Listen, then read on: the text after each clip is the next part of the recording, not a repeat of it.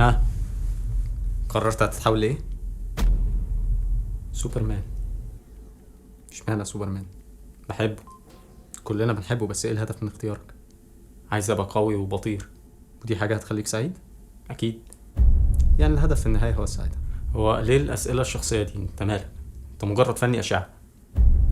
فني اجهزة تحويل بشر. يعني فني.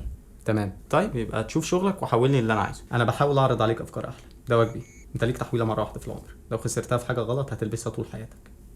طب قول لي ايه افكار احلى؟ فرس نهر في محميه سافو الوطنيه في كينيا. قول لي بقى ايه افكار احلى؟ فرس نهر في محميه سافو الوطنيه في كينيا. طيب حولني يلا لسوبرمان. مالكش مفترسين؟ مش هيبقى ليك مفترسين. برك ميه وانهار وخضره حواليك طول السنه. تاكل خضره وتنزل تنتخ في الميه، والسمك بينضف لك سنانك وانيابك وبين ودانك وبين حوافرك، وتطلع تاكل خضره وتنزل تكمل، وهكذا. مفيش ستريس، مفيش مطالب انك تنقذ حد، مفيش حد بيعتمد عليك. عايش جوه محميه طبيعيه بتحميها الامم المتحده، بتتصور 24 ساعه، وليك اسم ولقب واحفاد واولاد وحياه اجتماعيه كامله، وهتتجوز فرسه. نعم، نهر. فرس نهر. انا عايز اطير، اسافر، اروح اشوف كواكب تانية، مجرات تانية. حضرتك سرعتك القصوى هتبقى 900 الف كيلومتر في الساعه، مش هتعرف تسافر مجرات تانية. هتوصل المريخ في شهرين. سوبرمان اسرع من الضوء. ده في الكرتون، هنا احنا في مختبر علمي، في قواعد وقوانين فيزياء بتحكمنا. دي السرعه القصوى اللي توصل لها العلم لغايه دلوقتي. ولو اشوف كواكب تاني هطلع القمر. افتح يوتيوب يا فندم هتشوف كل ده. الراجل بطبعه بيميل للسكون.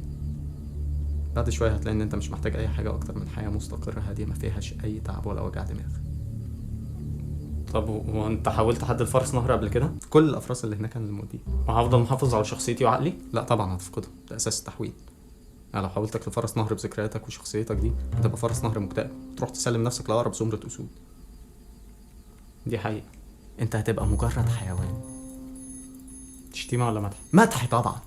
انت مش هتبقى بتفكر في اي حاجة غير انك تاكل خضرة، وهتتزاوج امتى، والشمس بتسخن مية امتى عشان تنزل تعوم. انا بحب المية فعلا، كلنا بنحب المية.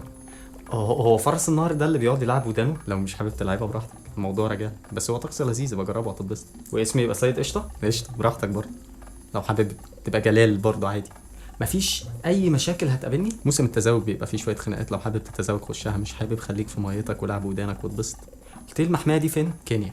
بس انا اصحابي كلهم هنا يا فندم. قلت لك هتبقى مجرد حيوان، صحابك دول هيبقوا افرس النهر اللي بيلعبوا حواليك، مفيش اي كوميتمنت. يعني انت شايف فرس النهر احسن من السوبر؟ انا شايف ان بلاش فرحتها، افرد ظهرك، كلنا محتاجين نريح ونفرد ظهرنا. عندك حق. طيران ولا ميه؟ ميه. كواكب ولا سمك؟ سمك. سوبر ولا فرس؟ فرس. جاهز تلعب ودانك؟ ودي على بركه الله.